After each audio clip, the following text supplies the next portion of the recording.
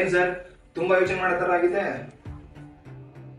ಯೋಚನೆ ಅಂತ ಏನಿಲ್ಲ, ಕ್ಲಾರಿಟಿ ಸಿಗ್ಲೇ ಇಲ್ಲ. ಯಾವ್ದ್ರ ಬಗ್ಗೆ ನಿಮ್ಗೆ ಕ್ಲಾರಿಟಿ ಸಿಗ್ಲಿಲ್ಲ ಸರ್? ಅದು ಹೀರೋ ಸೆಕೆಂಡ್ ಹಾಫ್ ಎಂಡ್ ಅಲ್ಲಿ ಒಂದು ವಾಯ್ಸ್ ರೆಕಾರ್ಡ್ ಅನ್ನು ಕೇಳಿಸಿದ ಪೊಲೀಸಿಗೆ. ಆ ರೆಕಾರ್ಡ್ ಯಾವುದು, ಅವ್ರು ಯಾಕೆ ಸೂರ್ಯನ ಮುಗಿಸ್ಬೇಕಂತ ಹೇಳ್ತಾರೆ, ಅದು ಏನು ಯಾಕೆ ಅಂತ ಕ್ಲಿಯರಿಟಿ ಸಿಗ್ಲಿಲ್ಲ. ವಾರವಾ ಸರ್, ಇದನ್ನ ಬರೀ 150 ಜನ ಮಾತ್ರ ಗೆಸ್ ಮಾಡಕ್ ಆಗೋದು. ಬಟ್ ನೀವು ಗೆಸ್ ಮಾಡಿದಿರ ಅಂದ್ರೆ ಗ್ರೇಟ್.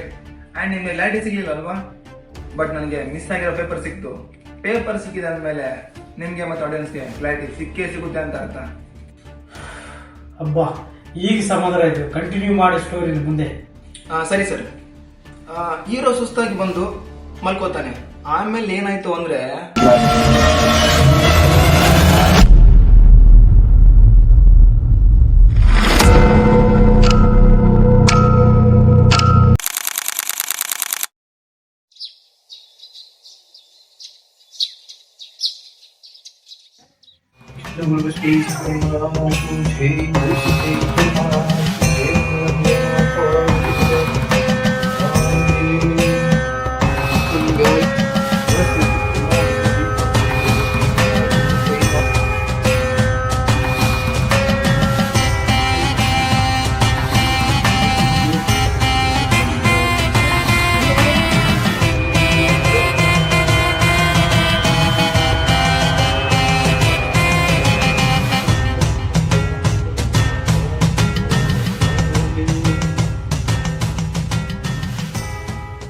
ಅಲ್ವೋ ಬಂದು 3 ತಿಂಗಳಾಯ್ತು. ಉಂಡೆನ ತಿಂದೇನ ಮಲೈದೇನ ಐತೇನ ಕೆಲ್ಸ ಬೇಕು, ಸ್ವಲ್ಪ ವಿಚಾರ ಮಾಡಿದ್ದೆ.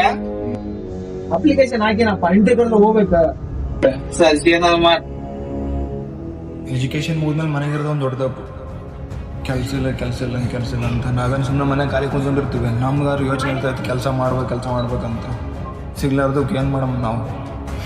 ನಮ್ಮ ಮನೆ ಬರೋ ಒಂದು ದೊಡ್ಡ ತಪ್ಪಾಗ್ಬಿಟ್ಟೈತಿ. ನಮ್ಮ ಜಗತ್ತು ಹಂಗೈತಿ. ಇವ್ರು ಸಿಕ್ಕಿದ ಕೆಲಸನ ಮಾಡಿಬಿಡಮ್ಮ, ಏನನ್ನ ಆಗ್ಲ ಕಡೆ. ಓದಿದ್ರ ಮೇಲೆ ಕೆಲಸ ಕೊಡ್ಲಿಕ್ಕೆ ಪರವಾಗಿಲ್ಲ.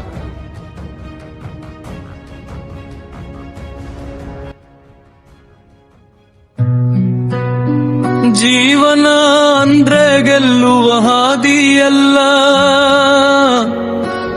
ಸಹಿಸುವ ಹಾದಿ. ಪ್ರತಿಯೊಬ್ಬ ಯುವಕನ ಮನದೊಳಗೆ ಹೇಳಲಾಗದ ನೋವು, ಉತ್ತರವೇ ಇಲ್ಲದ ಪ್ರಶ್ನೆಗಳು.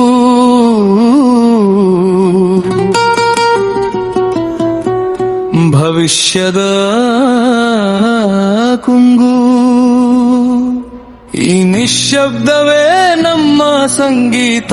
22 ವಯಸ್ಸಿನ ಹಾದಿಯಲ್ಲಿ ನಿಂತು ನಾನು ಹಾಡುತ್ತಾ ಹೋದರೆ. ಬೇಗ ಬೇಗ ತಾಂಬರು, ಎಲ್ಲಿಂದ ಬಂದೆ? ಒಂದೊಂದರ ಕಾಣುತ್ತೆ. ಎಲ್ಲಾದ್ರೂ ನೌಕರಿ ಮಾಡ್ಬೇಕಪ್ಪ. ನಿಮ್ಗೆ ಕೆಲಸ ಮಾಡೋಕ್ಕಾಗಲ್ಲ. ಬೇಕಾಬಿಟ್ಟು ಕೆಲಸ ಮಾಡಿದ್ರೆ ಹೆಂಗಿನ ಇಲ್ಲಿ? ಸ್ವಲ್ಪ ಬೇಗ ಬಾ.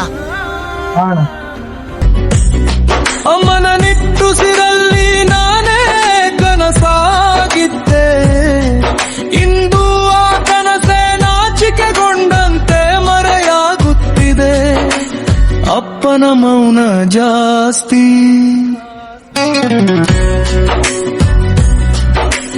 ಮಾತು ಕಡಿಮೆ, ಆದರೆ ಪ್ರತಿಯೊಂದು ಮೌನವು ನನ್ನ ಮೇಲೆ ಒತ್ತಡದಾಗ ನೋಡುತ್ತದೆ. 22 ವಯಸ್ಸಿನ ಹಾದಿಯಲ್ಲಿ ನನ್ನ ಕಾಲುಗಳು ನಿಂತರೂ ಹೃದಯದೊಳಗೆ ಓಡುವ ನೋವೊಂದು ಇರುತ್ತದೆ. ತಾಯಿ ಎದ್ದೇಳುವ ಬೆಳಿಗ್ಗೆಗೂ ನನ್ನ ಹೆಸರೇ ಮೊದಲ ಪ್ರಾರ್ಥನೆ. ಅಪ್ಪನ ಮೌನವು ನನಗೆ ಮರೆಬೇಕಾದ ಆಶೀರ್ವಾದ. ಏನು ಮಾಡ್ತೀನ ಮುಂದೆ?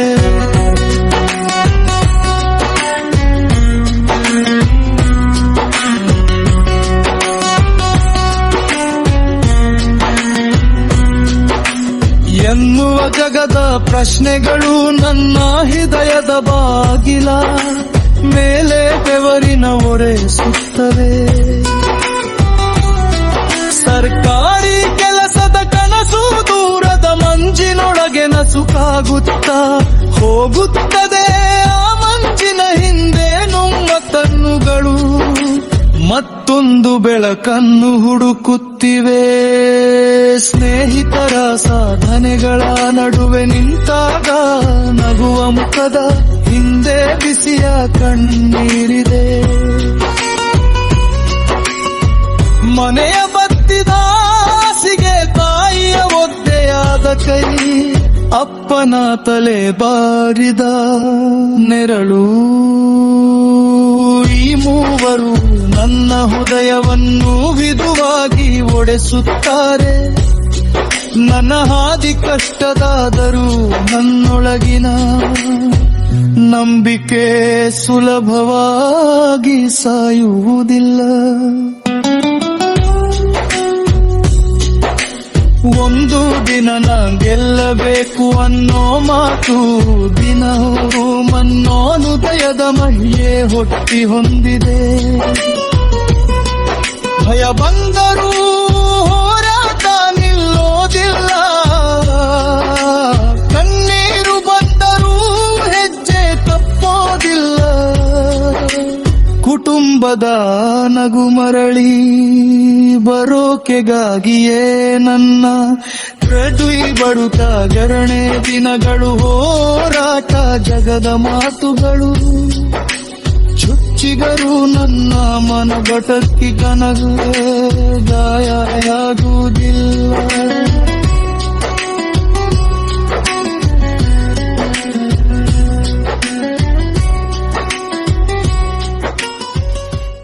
ಲೇ ಮಚ್ಚ, ಗೌರ್ಮೆಂಟ್ ಜಾಬ್ಗೆ ಅಪ್ಲೈ ಮಾಡಿದೀವಲ್ವಾ?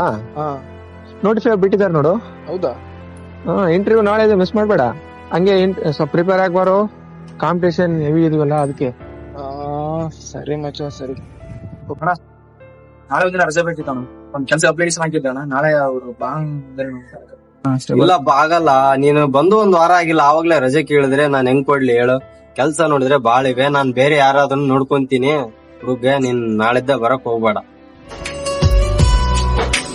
ಮಮ್ಮ ಮಗಗಲ್ಲುತ್ತಾನೆ ಅಂದುವ ತಾಯಿಯ ಕಣ್ಣಿನ ನಂಬತ, ನೀನು ನಚ್ಚಿನವನಾಯನುರುವ ಅಪ್ಪನ ಮೌನದ ಆಸೆ ನನ್ನ ಗೀತೆ.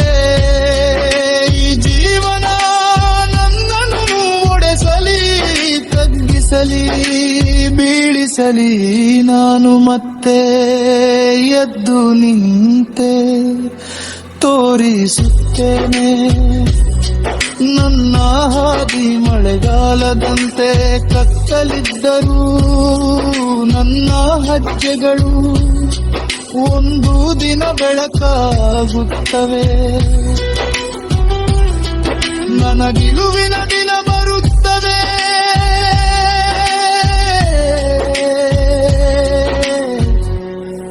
ನನ್ನ ನೋವೇ ನನಗೆ ಶಕ್ತಿಯಾಗುತ್ತದೆ.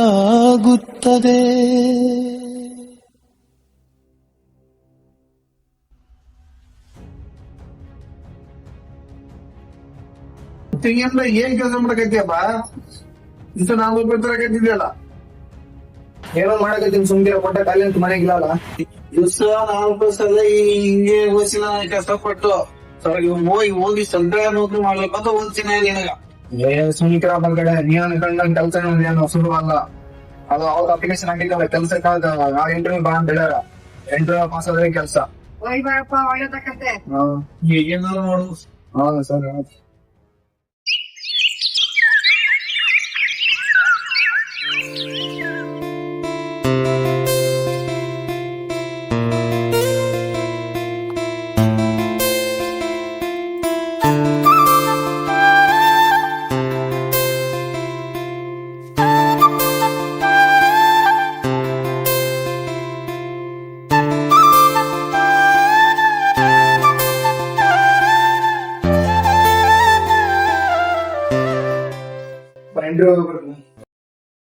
ಕೊನೆಗೂ ಒಳ್ಳೆ ದಿನ ಬಂತು. ಕೆಲಸ ಸಿಗುತ್ತೆ, ಹೋಗಿ ಬಾ. ಒಳ್ಳೇದಾಗುತ್ತೆ, ಹೋಗಿ ಬಾರಪ್ಪ.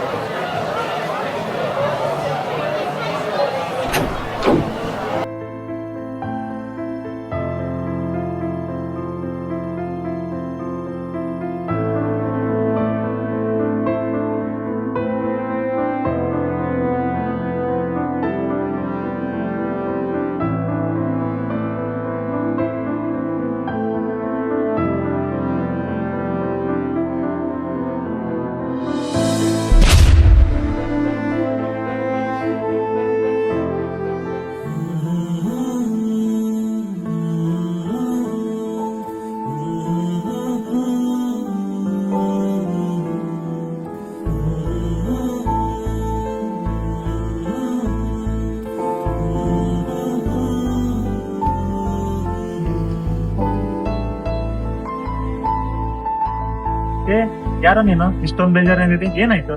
ಸರ್ ಇಂಟರ್ವ್ಯೂ ಹೋಗಿದ್ದೆ ಗೌರ್ಮೆಂಟ್ ಜಾಬ್ಗೋಸ್ಕರ. ಎಷ್ಟು ಚೆನ್ನಾಗಿ ಆನ್ಸರ್ ಮಾಡಿದ್ರು ಅವ್ರು ನಾನು ಸೆಲೆಕ್ಟ್ ಮಾಡಿಲ್ಲ ಸರ್. ಅದಕ್ಕೆ ಇಷ್ಟೊಂದು ಬೇಜಾರಾಗ್ತಾರ? ಬಿಡು, ನೆಕ್ಸ್ಟ್ ಟೈಮ್ ಟ್ರೈ ಮಾಡ್ಬೇಕು, ಏನಾಯ್ತು? ನಿಮ್ಗಳಿಗೆಲ್ಲ ಅರ್ಥ ಆಗಲ್ಲ ಸರ್ ನಮ್ಮಂತ ಬಡವ್ರ ಕಷ್ಟ. ಅದಕ್ಕೆ ನೆಕ್ಸ್ಟ್ ಟೈಮ್ ಟ್ರೈ ಮಾಡೋ ಅಂತ ಹೇಳ್ತಾ ಇದ್ದೀರಾ. ಓ, ನಮ್ಗೆ ಅರ್ಥ ಆಗಲ್ವಾ? ಸರಿ ಬಾ, ಅರ್ಥ ಮಾಡಿಸ್ತೀನಿ.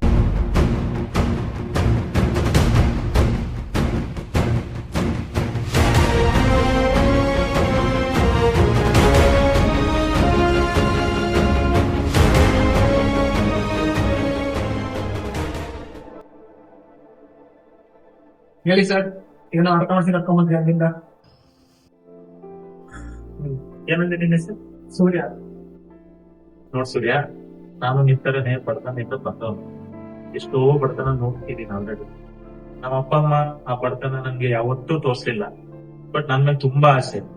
ನಾನು ಎಷ್ಟೋ ಕೆಲ್ಸ ಕಲ್ದಾಡ್ದೆ, ಎಷ್ಟೋ ಇಂಟರ್ವ್ಯೂಸ್ ಕೊಟ್ಟೆ, ಆದ್ರೆ ಏನೇನು ಯೂಸೇ ಆಗ್ಲಿಲ್ಲ. ಆಮೇಲೆ ಗೊತ್ತಾಯ್ತು ಕೈ ಬಿಸಿ ಮಾಡಿದ್ರೇನೆ ಕೆಲ್ಸ ಅಂತ.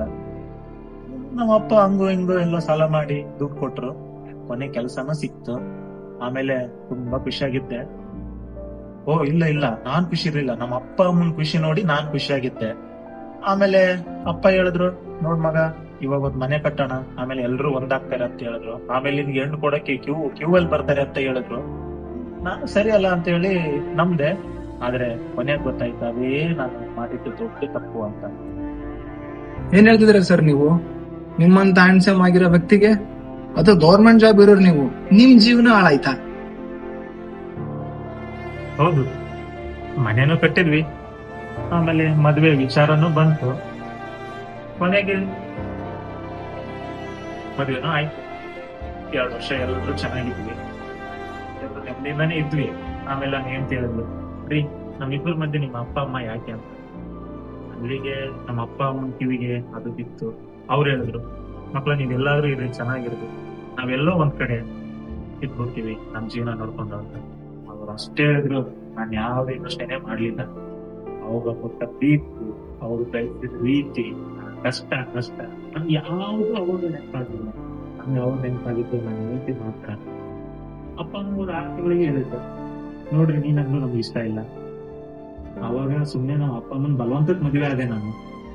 ಅವಾಗ ಆ ಸಮಯದಲ್ಲಿ ನಂಗೆ ಅದನ್ನ ಹೇಳಕ್ಕೂ ನನ್ಗೆ ಧೈರ್ಯ ಇರ್ಲಿಲ್ಲ ನಮ್ಮ ಅಪ್ಪ ಅಮ್ಮಗೆ. ನನ್ನ ಬಿಟ್ಬಿಡಿ, ನನ್ನ ಕ್ಷಮಿಸ್ಬಿಡಿ.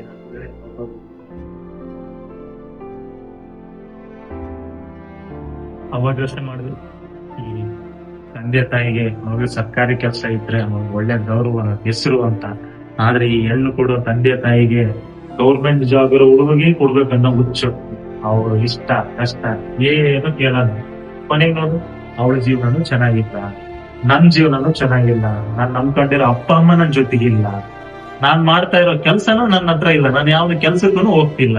ಜೀವನದಲ್ಲಿ ನೆಮ್ಮದಿ ಕೂಡ ಇಲ್ಲ. ಇದು ನನ್ ಜೀವನ. ಬಿಡಿ ಸರ್, ಅಲ್ಬೇಡಿ ಸಾಕು. ಇಷ್ಟೆಲ್ಲ ಹೇಳಿದ್ಮೇಲೆ ನಾವು ಗೌರ್ಮೆಂಟ್ ಜಾಬ್ ಮಾಡ್ಬೇಕು ಅನ್ಸುತ್ತಾ? ಎಲ್ರ ಜೀವನದಲ್ಲಿ ನಿಮ್ ತರನೇ ಆಗಲ್ಲ ಸರ್. ಗೌರ್ಮೆಂಟ್ ಜಾಬ್ ಬೇಕೇ ಬೇಕಂದ್ರೆ ತಗೊಳ್ಳಿನಪ್ಪ, ಇವ್ರಿಗೆ ಕಾಲ್ ಮಾಡು. ಆದ್ರೆ ಸರ್, ಸರಿ, ಥ್ಯಾಂಕ್ ಯು ಸರ್. ಬನ್ನಿ ಹೋಗೋಣ. ಇಲ್ಲ, ನೀನ್ ಹೋಗು, ನಾವು ಪಾಪ ಬಿಟ್ಟು ಬರ್ತೀನಿ. ಸೂರ್ಯ, ಹೌದು, thank you sir.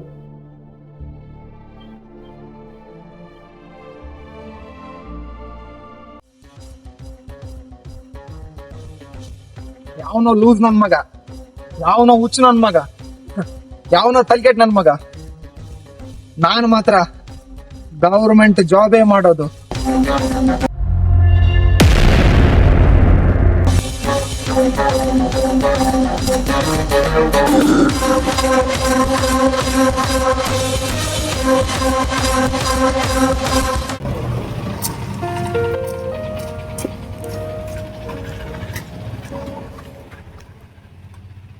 Government job ಬೇಕೇ ಬೇಕಂದ್ರೆ ಕಾಲ್ ಮಾಡು.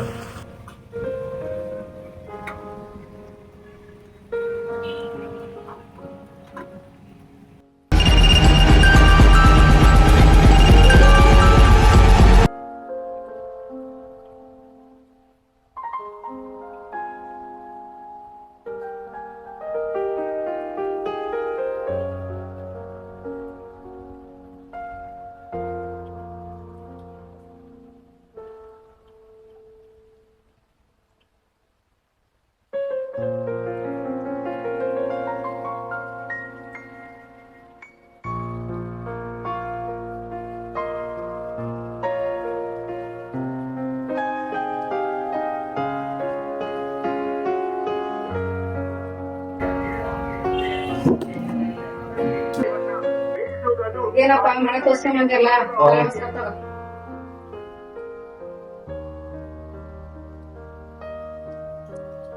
ಏನಾಯ್ತಪ್ಪ ಇಂಟರ್ವ್ಯೂ ಹೋಗಿದ್ದು? ಇಲ್ಲಪ್ಪ ಇಂಟರ್ವ್ಯೂ ರಿಜೆಕ್ಟ್ ಮಾಡಿದ್ರು. ವಾಪಸ್ ಬರುವಾಗ ಒಬ್ರು ಸಿಕ್ಕಿದ್ರು, ನಂಬರ್ ಕೂಡ ಕೊಟ್ರು. ಈ ನಂಬರ್ಗೆ ಕಾಲ್ ಮಾಡು, ಕೆಲಸ ಸಿಗುತ್ತೆ ಅಂತ ಹೇಳಿದ್ರು. ನಾನು ನಂಬರಿಗೆ ಕಾಲ್ ಮಾಡಿದ್ದೆ.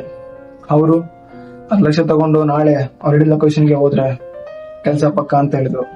ಅದು ಕೂಡ ಸರ್ಕಾರಿ ಕೆಲಸ. 10 ಲಕ್ಷ ರೂಪಾಯಿ ತಂದು ಕೊಡ್ದೆ ಇಲ್ಲೇ ಸಾಲ ಮಾಡಿ ಹೋಗಿ ಅವ್ರು ಭೇಟಿ ಬರಪ್ಪ ನಾಳೆಗೆ. ಅಷ್ಟೇ ಮಾಡಿದ್ನಿ.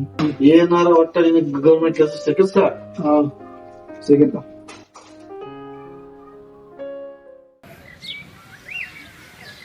ಟೈಮ್ ಆಯ್ತು.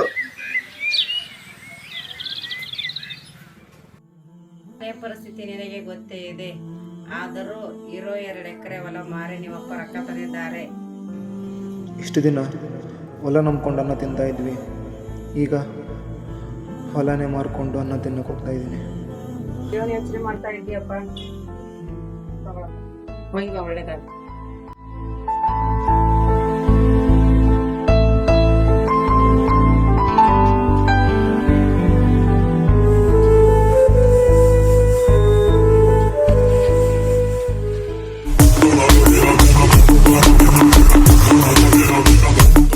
ಮೂರ್ತಿ ಮೀಟಿಂಗ್ ಎಲ್ಲ ಅರೇಂಜ್ ಆಯ್ತಾ? ಹಾ ಸರ್, ಎಲ್ಲ ರೆಡಿ ಇದಾರೆ. ನಿಮ್ದು ಅಂತ ದೊಡ್ಡ ಅರಮನೆ ಇಟ್ಕೊಂಡು ಇಲ್ಲೇ ಮೀಟಿಂಗ್ ಅಂತ. ನೋಡ್ ಮೂರ್ತಿ, ಇಂಥ ವ್ಯವಹಾರಗಳೆಲ್ಲ ಇಂಥ ಕಡೆ ನಡೆದ್ರೇನೆ ಚಂದ. ನಮಗೂ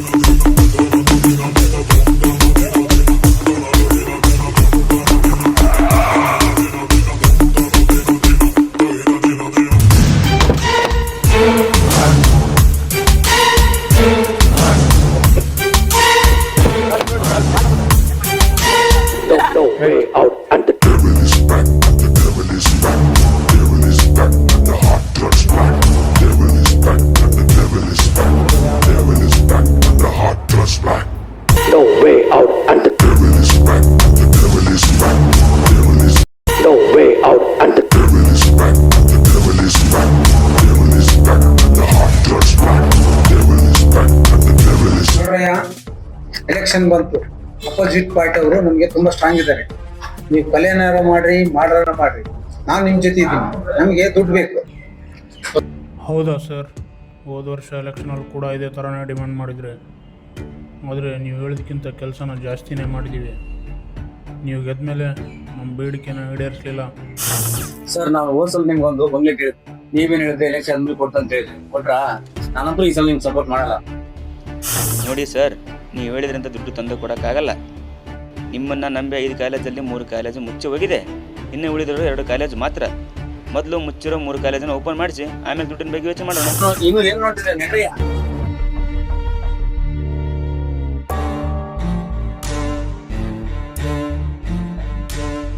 ಮೂರ್ತಿ, ಇಮಿಡಿಯೇಟ್ ಆಗಿ ಅವ್ರ ಮೀಟರ್ ಬಿಟ್ಟು ಮುಂಜೆ ಒಂದು ಫೋನ್ ಹಾಕ.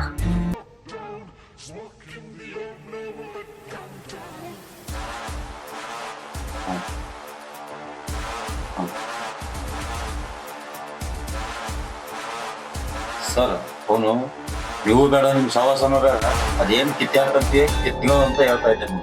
ಹಿಂಗಂದ್ರ ಈ ಮಲ್ಲಿಕಾರ್ಜುನ್ ಎಮ್ಮೆಲ್ಲಿ ಪವರ್ ಏನಂತ ತೋರಿಸ್ತಾನ ನನ್ನ ಮಕ್ಕಳಿಗೆ. ಏನ್ ಸರ್, ಈಗ ಮಕ್ಕಳು ಎಲ್ಲ ಉಂಟಾ ಹೋಗಿ ಈ ಸಲ ಎಲೆಕ್ಷನ್ ದುಡ್ಡು ಏತ ಹೇಗೆ ಈ ನನ್ ಮಕ್ಕಳು ಮಾಡೋದೇ ಲೀಗಲ್ ಕೆಲಸ, ಮತ್ತೆ ನನ್ನ ಎದುರು ನಿಂದಿರ್ತಾರೆ. ಮಕ್ಕಳಿಗೆ ಗತಿ ಕಾಣಿಸ್ತೀವಿ.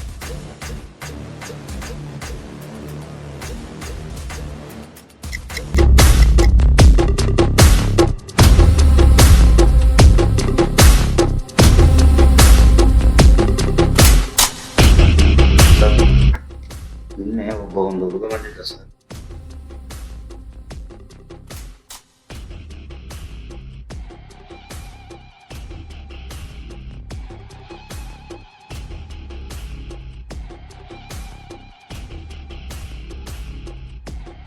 Sir M L sir meet ಮಾಡ್ಬೇಕು. ಪರ್ಮಿಷನ್ ಮೀಟ್ ಮಾಡಕ್ ಆಗಲ್ಲ ಸರ್, ಅದೇ ಸ್ವಲ್ಪ ಕೆಲಸ. ಅದೇ ಮೀಟಿಂಗ್ ಅಲ್ಲಿ ಸರ್ ಬಿದ್ದಿದ್ದಾರೆ, ಸರ್ ಮಾತಾಡೋದು.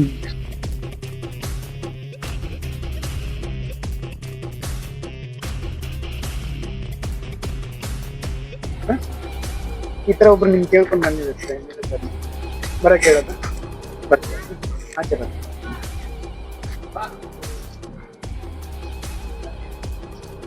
ಸರ್ ನಮಸ್ಕಾರ ಸರ್. ಸರ್ ಅದು MLA ಸರ್ ಸ್ವಲ್ಪ ಮೀಟ್ ಮಾಡ್ಬೇಕಿತ್ತು. ಯಾರಪ್ಪ ನಿನ್ನೆ ಏನಾಗ್ಬೇಕಾಯ್ತು? ಸರ್ ಸ್ವಲ್ಪ ಕೆಲಸ ವಿಚಾರವಾಗಿ ಮಾತಾಡ್ಬೇಕಿತ್ತು ಅಂತ ಬಂದೆ. ಸರ್ ಬಹಳ ಬಿಸಿ ಇದ್ದಾರೆ, ಮೀಟಿಂಗ್ ನಲ್ಲಿ ಇದ್ದಾರೆ, ಈಗ ಮೀಟ್ ಮಾಡಕ್ಕಾಗಲ್ಲ. ಏನಿದ್ರು ಹೇಳಿ. ಸರ್ ಸ್ವಲ್ಪ ಕೆಲಸದ ಬಗ್ಗೆ ಮಾತಾಡ್ಬೇಕು ಅಂತ ದುಡ್ಡು ತಗೊಂಡಿತ್ತು ಸ್ವಲ್ಪ. ಅದೇನ್ ಕ್ಯಾಶ್ ಇದ್ರೆ ಕೊಟ್ಟು ಹೋಗು, ನಾನು ಸರ್ ಹತ್ರ ಮಾತಾಡಿ ನಿಮಗೆ ತಿಳಿಸ್ತೀನಿ. ಸರಿ ಸರ್ 10 ಲಕ್ಷ ಇದೆ ಸರ್. ಹಾ ಓಕೆ ಸರ್ ಸ್ವಲ್ಪ ಕೆಲಸದ ಬಗ್ಗೆ ಮಾತಾಡ್ಬೇಡಿ. ಧನ್ಯವಾದ ಸರ್. ಸರ್ ಮತ್ತೆ ಮರಿಬೇಡಿ ದಯವಿಟ್ಟು. 100 ಇಲ್ಲಿ ಬಂದ್ರೆ ಕೆಲಸ ಆಗುತ್ತೆ ಅಂತಾನೆ ತಿಳ್ಕೊ. ಸರಿ ಸರ್. ಸರ್ ನಾಳೆ ಬರಲ್ಲ ಸರ್ ಹಂಗಿದ್ರೆ? ಓಕೆ ನಾಳೆ ಬಾರ. ಸರಿ ಸರ್ ಖಂಡಿತ ಬರ್ತೀನಿ ಸರ್. ಎಷ್ಟು ಬಂದಿದ್ದಾರೆ ಹೊರಗಡೆ, ಈಗ ಅವ್ರು ಕರಿಬೋದಾ ಏನ್ ಸರ್? ಕ್ಯಾಶ್ ಕೊಟ್ಟು ಒಳ್ಳೆ ಕಳಿಸ್ಬೋದಾ? ಮೂರ್ತಿ ಬರಕ್ಕೆ ಹೇಳು.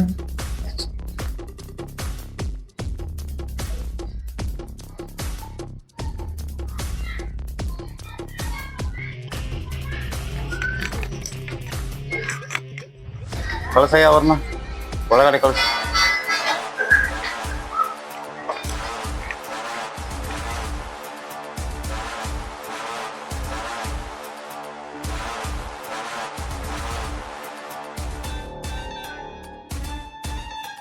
ನಮಸ್ಕಾರ ಸರ್. ಹಾ ಸರ್, ನಿನ್ನೆ ಒಂದು ಹುಡುಗ ಇದ್ದಾನೆ. ಅದೇ ಸರ್ ಗೌರ್ಮೆಂಟ್ ಕೆಲಸ ಬೇಕು ಅಂತ ನಿನ್ನೆ ಬಂದಿದ್ದೆ. ನಿನ್ನೆ ನೀವು ಮೀಟಿಂಗ್ ಅಲ್ಲಿ ಬಿಸಿ ಇದ್ದೀರಾ ಅಂತ ಅದಕ್ಕೆ ನಾಳೆ ಬನ್ನಿ ಅಂತ ಹೇಳಿದ್ರು. ನಿನ್ನೆ ದುಡ್ಡು ಕೂಡ ಕೊಟ್ಟೋಗಿದೆ ಸರ್. ಎಷ್ಟು ಕೊಟ್ಟಿದೆ? 10 ಲಕ್ಷ ಕೊಟ್ಟಿದೆ ಸರ್. ಹಾ ಸರ್, ನಿನ್ನೆ 10 ಲಕ್ಷ ಕ್ಯಾಶ್ ಕೊಟ್ಟು ಹೋಗಿದ್ದಾರೆ. ನೋಡಯ್ಯ, ಈಗಂತೂ ಸದ್ಯಕ್ಕೆ ಕೆಲಸ ಇಲ್ಲ, ದುಡ್ಡನ್ನು ವಾಪಸ್ ಕೊಡಕ್ ಆಗಲ್ಲ. ದಯವಿಟ್ಟು ಆತರ ಹೇಳ್ಬೇಡಿ ಸರ್. ಕೆಲಸ ಆದ್ರೂ ಕೊಡಿಸಿ, ಇಲ್ಲ ದುಡ್ಡು. ಒಂದ್ಸಲ ಹೇಳಿದ್ರೆ ಅರ್ಥ ಆಗಲ್ಲನಯ್ಯ, ಹೋಗಯ್ಯ. ಸರ್ ದಯವಿಟ್ಟು ಈ ತರ ಹೇಳ್ಬೇಡಿ. ನಮ್ಮ ಅಪ್ಪ ಅಮ್ಮ ಎಷ್ಟೋ ಕಷ್ಟಪಟ್ಟು ದುಡಿದಿರೋ ಹಣ, ಒಂದೊತ್ತು ಹೊಟ್ಟೆಗೆ ಊಟ ಇಲ್ಲ ಅಂದ್ರು ಕೂಲಿ ಮಾಡಿ ಕೂಡಿಟ್ಟ ಹಣ ಸರ್. ನಮ್ಮಂತ ಬಡವರಿಗೆ ಗೌರ್ಮೆಂಟ್ ಕೆಲಸ ತಗೋಬೇಕು ಅನ್ನೋ ಆಸೆ ಇರುತ್ತೆ.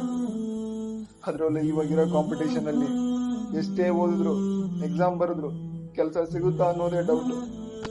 ಆದ್ರೆ ಅಪ್ಪ ಅಮ್ಮನ ಆಸೆ ಮಗ ಸರ್ಕಾರಿ ನೌಕರಿ ತಗೋಬೇಕು ಅಂತ. ಅದಕ್ಕೆ ದಯವಿಟ್ಟು ಕೆಲಸ ಕೊಡಿಸಿ ಸರ್. ಕೆಲಸ ಸರಿ ಆಯ್ತು, ನಿಮ್ಗೊಂದು ಕೆಲಸ ಕೊಡ್ತೀನಿ. ಆ ಕೆಲಸ ಮಾಡ್ಬೇಕು. ನೀ ಕೊಟ್ಟಿರೋ ದುಡ್ಡಿನಿಕ್ಕಿಂತ 10 ಪಟ್ಟು ದುಡ್ಡು ಕೊಡ್ತೀನಿ. ನಿಮ್ ಜೊತೆ ನಮ್ ಪೊಲೀಸ್ ಇರ್ತಾನೆ. ಸರಿ ಸರ್, ಅದೇನಾದ್ರೂ ನಾನು ಮಾಡ್ತೀನಿ. ಸರಿ ಹಾಗಿದ್ರೆ ಕೂತ್ಕೋ. ಇಲ್ಲ ಬೇಡ ಸರ್. ಕೂತ್ಕೊಳ್ಳಯ್ಯ.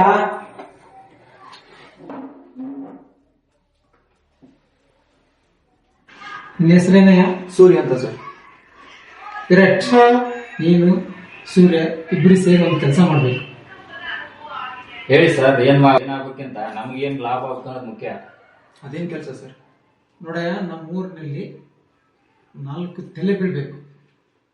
ಅಂದ್ರೆ 4 ಜನನ ಸಾಯಿಸ್ಬೇಕು ಸರ್. ಕೇಸ್ ಹಾಕಿ ಎನ್ಕೌಂಟ್ರಲ್ಲಿ ಎತ್ಬಿಡೋಣ. ಅಲ್ಲಯ್ಯ, ಕೇಸಿಗೆಲ್ಲ ಬಗ್ಗ ನನ್ನ ಮಕ್ಕಳಲ್ಲಯ್ಯ ಅವರು. ಯಾರು ಸರ್ ಅದು?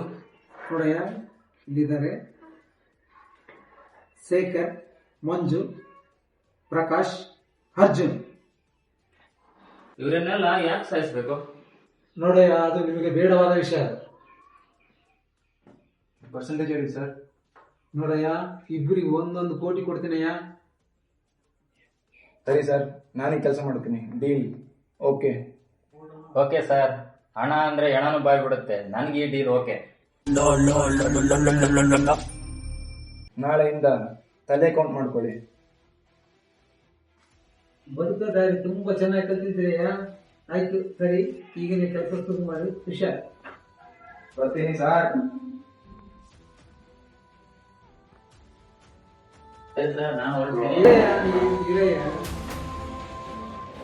ಹೇಳಿ ಸರ್. ನೋಡಯ್ಯ, ಸೂರ್ಯ ಹೇಳಿದ್ದು 4 ಕೊಲೆ ಮಾಡಕ್ಕೆ 1 ಕೋಟಿ.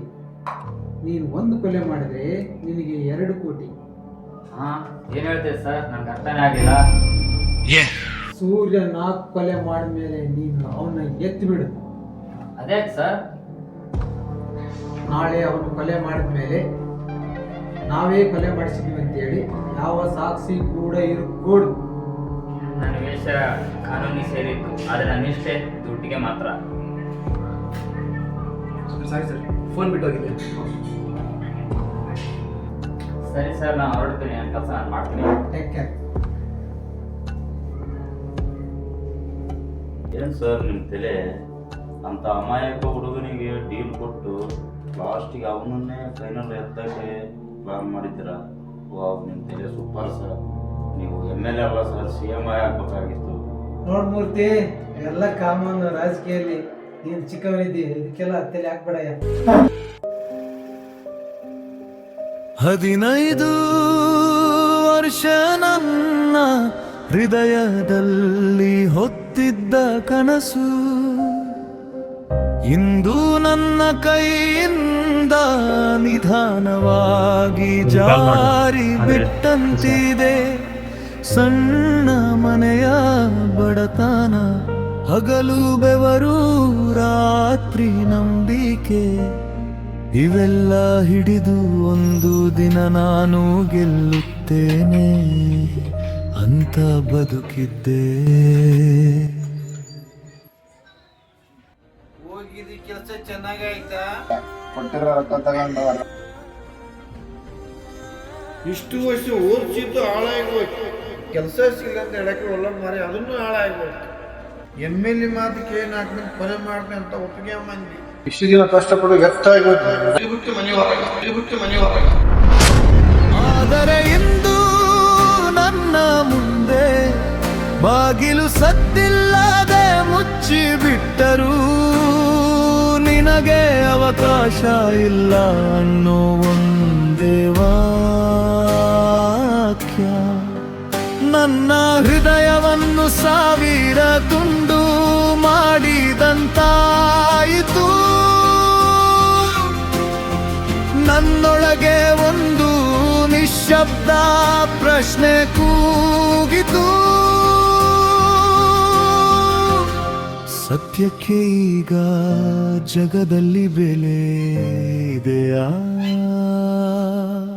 ಅಥವಾ ಭ್ರಷ್ಟಾಚಾರವೇ ಬದುಕಿನ ಏಕೈಕ ದಾರಿಯಾಗಿದೆಯಾ?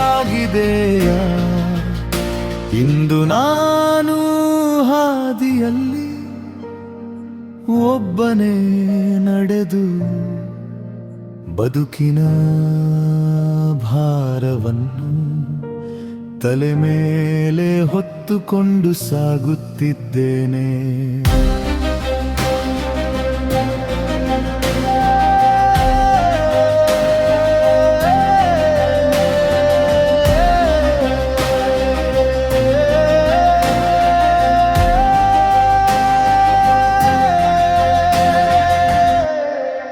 ನೋವನ್ನ ಮರೆಸಲು ಪ್ರಯತ್ನಿಸಿದ್ದರು, ಹೃದಯದೊಳಗೆ ಲೊಡೆಡೆ ಕನಸುಗಳ ಶಬ್ದ ಇನ್ನೂ ಕೇಳಿಸ್ತಿದೆ.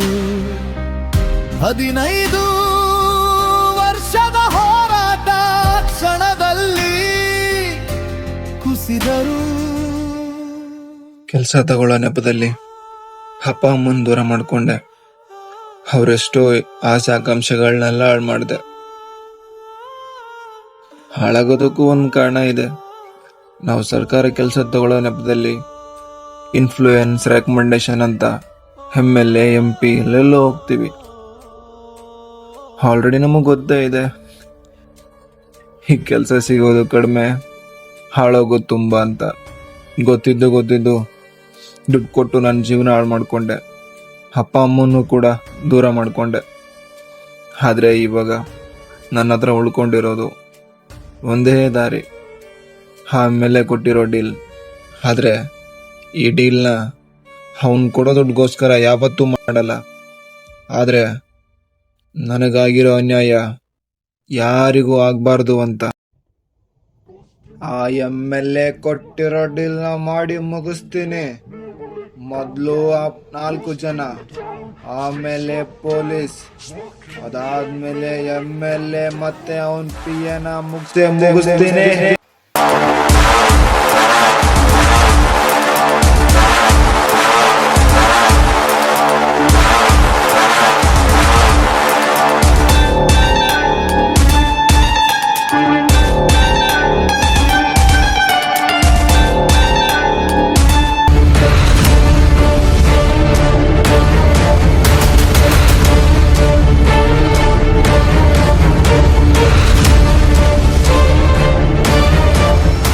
MLA ಕೊಟ್ಟಿರೋ ಡೀಲ್ ಮಾಡ್ಲೇಬೇಕು ಅಂತ. ಆವಾಗ 4 ಜನನು ಕೂಡ ಕೊಲೆ ಮಾಡಿದೆ. ಇವಾಗ ಈ ಪೊಲೀಸ್ನು ಕೂಡ ಕೊಲೆ ಮಾಡಿದೆ. ಬಂಗಾರದಂಗಿರೋ ಜೀವನನ ಬೆಂಕಿ ತರ ಬಂದು ಹಾಳು ಮಾಡಿದ್ವಿ ಸರ್ಕಾರಿ ಅನ್ನೋ ಕೆಲಸ. ಜೀವನದಲ್ಲೂ ಹೀಗೆನಾ? ನನ್ನ ಜೀವನದಲ್ಲೂ ಹೀಗೆ. ನಮ್ಮ ತಂದೆ ತಾಯಿ ಡಾಕ್ಟರ್ ಆಗ್ಬೇಕನ್ನೋ ಆಸೆ, ಆದರೆ ನನಗೆ ಪೊಲೀಸ್ ಆಗ್ಬೇಕನ್ನುವ ಆಸೆ. ಪೊಲೀಸ್ ಆಗ್ಬೇಕಂತ ಇಂಟರ್ವ್ಯೂಗೂ ಓದಿ ಟ್ರೈನಿಂಗು ತಗೊಂಡೆ. ಆಮೇಲೆ ಫಿಸಿಕಲ್ ಹೋದಾಗ ಲಂಚ ಕೇಳಿ ಪೊಲೀಸ್ ನೌಕರಿ ಸಿಗಲಿಲ್ಲ.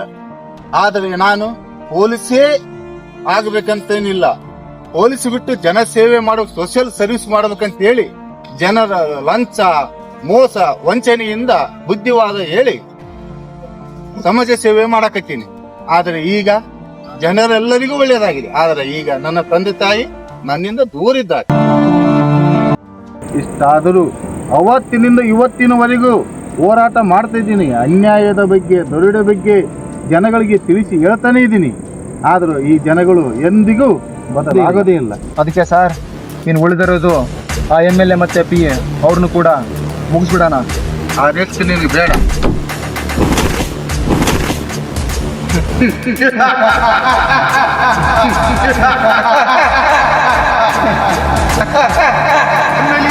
ಮುಗಿಸಿಬಿಟ್ಟೆ. ಜನಗಳು ಎಲ್ಲ ಖುಷಿಯಾಗಿದೆ.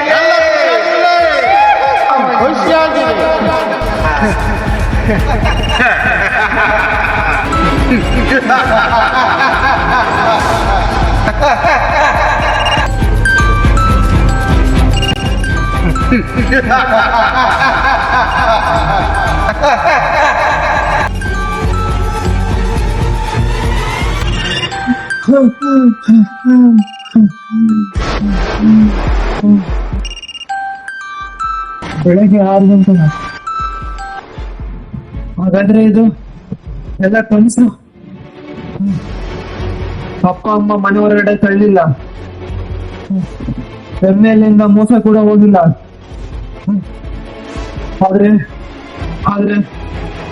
ಅಮ್ಮನ್ ಕನಸು, ಅಪ್ಪನ್ ಮೌನ, ಅದು ಮೋಸ. ಎಲ್ಲದಕ್ಕೂ ತುಂಬಾ ಅರ್ಥ ಇದೆ.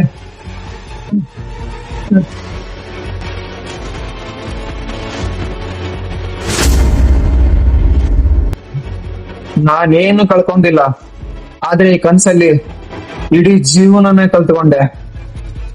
ಇಷ್ಟೆಲ್ಲ ಆಗಿದ್ದು ಸರ್ಕಾರಿ ಕೆಲಸದಿಂದ. ನಾನೇ ಸರ್ಕಾರಿ ಕೆಲಸ ತಗೊಂತೇನೆ. ಸೀರಿಯಸ್ ಆಗಿ ಕತೆ ಕೇಳ್ತಾ ಇದ್ದೆ, ಆದ್ರೆ ಇಷ್ಟು ಸಸ್ಪೆನ್ಸ್ ಆಗಿ ಬಿಲ್ಡ್ ಮಾಡ್ಬಿಟ್ಟು ಕೊನೆ ಅಂತ ಬಂದ್ಬಿಟ್ಟು ಡ್ರೀಮ್ ಅಂದ್ಬಿಟ್ರೆ ನೋಡೇ ಚೀಟ್ ಮಾಡ್ದಂಗಲ್ವಾ? ನಾನು ಸರ್ ಜನರಿಗೆ ಚೀಟ್ ಮಾಡಿದೆ. ರಿಯಾಲಿಟಿ ನಾನು ಕನ್ಸು ತರ ತೋರಿಸಿದೆ. ಕನಸುವನ್ನು ಓಡ್ ನಾನು ಜಸ್ಟ್ ಒಂದು ಟ್ವಿಸ್ಟ್ ತರ ಕೊಟ್ಟೆ. ಅದು ತಪ್ಪ? ಆದ್ರೆ ಈ ಸಿನಿಮಾನ ಈಸಿಯಾಗಿ ಬರಬೇಕಿತ್ತು. ಆದ್ರೆ ಈ ತರ ಕನ್ಫ್ಯೂಸ್ ಆಗೋ ತರ ಯಾಕೆ ಬರ್ದಿದ್ದೀರಾ ಸರ್? ಈಸಿ ಸಿನಿಮಾ ಅಂತಂದ್ರೆ ಆನ್ಸರ್ ಹೋಗ್ತಾರ, ಜನ ಓದಿ ಮುಗ್ತಾರೆ. ಈ ತರ ಕನ್ಫ್ಯೂಷನ್ ಅಂದ್ರೆ ಕ್ವಶನ್ ಪೇಪರ್ ತರ ಆಡಿಯನ್ಸ್ ತಾವೇ ಆನ್ಸರ್ ಹುಡುಕ್ಬೇಕು. ಹೀರೋ ಹೊರಗಡೆ ಸುತ್ತಾಡಿಕೊಂಡು ಸುಸ್ತಾಗಿ ಮಲ್ಕೊಂಡಾಗ ಬೀಳುವ ಕನಸು. ಯಾಕೆ ಇದನ್ನ ಕನಸಾಗಿ ತೋರಿಸ್ತಾ ಇದ್ರು? ಅದಕ್ಕೆ ಒಂದು ಕಾರಣ ಇದೆ. ಅದೇನಂದ್ರೆ ಈ ಕಥೆನ ನಾವು ಕನಸಾಗಿ ತೋರಿಸೋದ್ರಿಂದ ಕಥೆಯಲ್ಲಿ ಹೀರೋಗೆ ಒಂದು ಚಾನ್ಸ್ ಸಿಗುತ್ತೆ, ವಾರ್ನಿಂಗ್ ಬೆಲ್ ತರ. ಅಕಸ್ಮಾತ್ ಏನಾದ್ರು ರಿಯಲ್ ಆಗಿ ತೋರಿಸಿದೆ ಅಂತಂದ್ರೆ ಇದನ್ನ, ಸೊ ಹೀರೋಗೆ ಒಂದು ಚಾನ್ಸ್ ಸಿಗ್ತಾ ಇರಲಿಲ್ಲ ಬದಲಾಗೋದಕ್ಕೆ. ಇನ್ನು ನೋಡೋ ಆಡಿಯನ್ಸ್ಗೆ ಏನ್ ಮೆಸೇಜ್ ಅಂತಂದ್ರೆ, ಸೊ ಈ ತರ ಸಿಚುವೇಶನ್ಗಳು ಬಂದಾಗ ಅದಕ್ಕೆ ಯಾವ ತರ ರಿಯಾಕ್ಟ್ ಮಾಡ್ತಾರೆ ಅನ್ನೋದ್ರ ಮೇಲೆ ಅವ್ರ ಜೀವನ ಡಿಪೆಂಡ್ ಆಗಿರುತ್ತೆ. ಇನ್ನು ಇದನ್ನ ಜನ ಪಾಸಿಟಿವ್ ಆಗಿ ಕೂಡ ತಗೋಬಹುದು, ನೆಗೆಟಿವ್ ಆಗಿ ಕೂಡ ತಗೋಬಹುದು. ಪಾಸಿಟಿವ್ ಆಗಿ ತಗೊಂಡ್ರೆ ಪ್ರಾಬ್ಲಮ್ಸ್ಗಳಿಂದ ದೂರ ಉಳಿಬೋದು, ನೆಗೆಟಿವ್ ಆಗಿ ತಗೊಂಡ್ರೆ ನರಕ ನೋಡ್ಬೋದು. ನನಗೆ ಈ ಕತೆ ತುಂಬಾ ಇಷ್ಟ ಆಯಿತು. ನಿಮ್ಗೂ ಈ ಕತೆ ಇಷ್ಟ ಆಯ್ತಾ?